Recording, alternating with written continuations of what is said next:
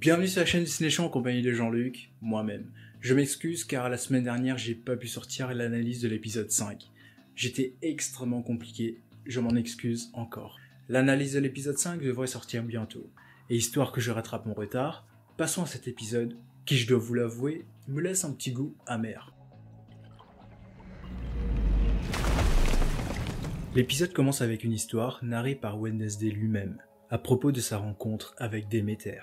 Durant l'époque coloniale anglaise en Amérique, Tyr et Odin étaient des soldats de fortune, tirant profit de cette guerre. Cette histoire est la continuité de ce qu'avait dit Odin dans l'épisode 2 de la saison 3 envers Tyr. Comme il le dit lui-même, là où il y a de la guerre, il y a de l'argent. Beaucoup d'argent.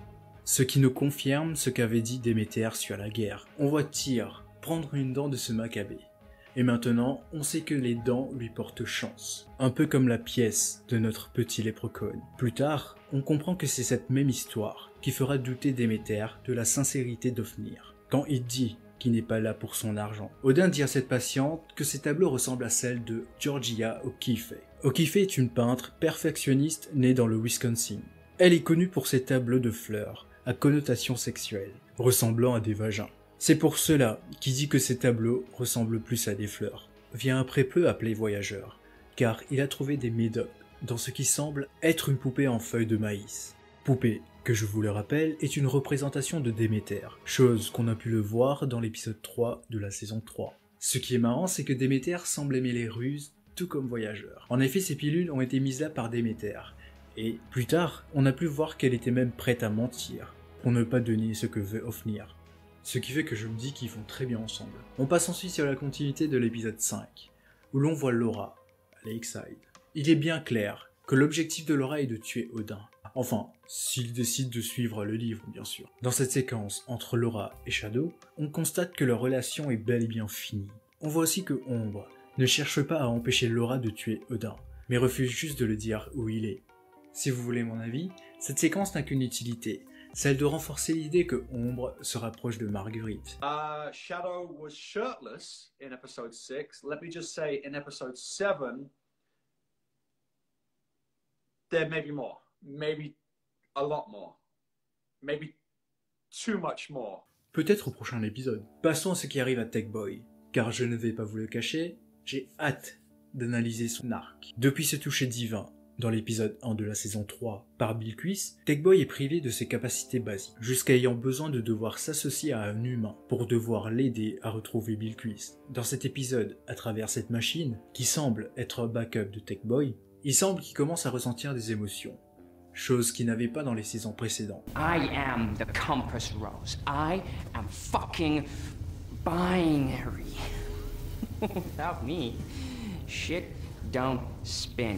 Pour effectuer une remise à niveau, la machine lui demande d'insérer un artefact, un objet inconnu, qui s'avère être une opale. Opale, qui est apparemment détenue par Mr. World lui-même. J'ouvre une petite parenthèse pour parler de la version de Danny Trejo. J'avais raison, quand j'avais dit que chaque World avait une personnalité bien différente et bien distincte. En ce qui concerne l'opale et Tech Boy, je suis dans le regret de vous dire que je n'ai pas de théorie, pour la simple raison que je ne vois pas de rapport. Tout ce dont j'ai pu trouver, c'est qu'un artefact est souvent considéré comme un outil. Un outil en quoi? Je ne sais pas. Si vous avez des suggestions, je vous invite à me le dire en commentaire. Ça peut être intéressant. Dans un des motels américains, on retrouve Salim, obligé d'endurer en couple, baisant passionnellement. Salim allume par la suite la télé et voit une pub érotique gay, lui étant directement adressée. Un des deux gays est Dr. Fap, la personnification de la pornographie. Être qu'on a pu voir dans l'épisode 1 de la saison 3. Ils sont sur une piste pour pister voyageurs. Mais ce qu'ils ne savent pas encore, c'est que le groupe de Johan n'existe plus. Les scénaristes nous font bien comprendre que Laura est très attachée à cette boîte, même si elle refuse encore de l'accepter. Du côté de Lakeside, les habitants sont dépassés par la disparition de Allison. Et si vous voulez mon avis, le shérif Chad Mulligan est plutôt incompétent. Enfin, semble plutôt incompétent. Et c'est Henselman qui semble avoir la situation en main. Ce qui change du livre, c'est que Chad dit à Mike qu'il n'y a pas eu de cas sérieux depuis les années 80. Or, c'est encore une déviation du livre, car dans le livre, les disparitions sont annuelles. Mais je reste quand même curieux de voir comment cette histoire va se terminer. Laura et Salim fait par la suite la rencontre avec Mr. World, sous la forme de Danny Trejo. J'ai quelques questions sur ce qui peut se passer. La première, va-t-il dire à Laura qui il est vraiment avant de lui proposer de s'associer avec lui? Et la seconde, va-t-elle accepter l'aide des nouveaux dieux? Voilà pourquoi je me pose la question. Laura nous a bien fait comprendre, à travers Shadow, que ses gestes étaient purement personnels. Et c'est pour cela que je pense qu'elle ne va pas accepter l'alliance. Juste avant de passer à nos deux tourtereaux, il s'avère que c'est Derek, le voleur de sous-vêtements. Mais le problème, c'est qu'il est surtout possible qu'il se fasse accuser de l'enlèvement d'Allison. Et c'est avec grand plaisir qu'on retrouve Sam Blackcrow. Et mon petit doigt me dit que ces libellules sont créées par Sam, et non Shadow.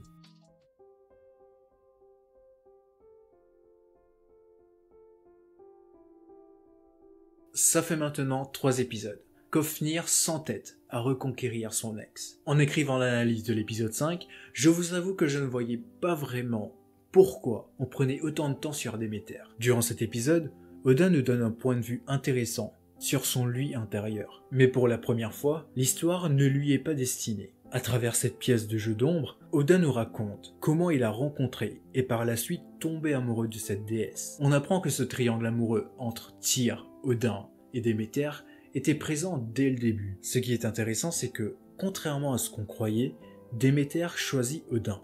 Et ils ont même eu une fille, qui malheureusement ne survécut pas l'hiver. J'ai vraiment adoré le fait que ce soit Odin qui raconte cette histoire. Et on peut voir que Déméter était bel et bien réceptive. Et c'est pour cette raison qu'elle a choisi de disparaître à la fin de cet épisode. Une peur de se faire abandonner encore une fois, parce qu'elle aime toujours. Et on finit par cette image d'Odin, regardant Déméter refaire camp avec la nature.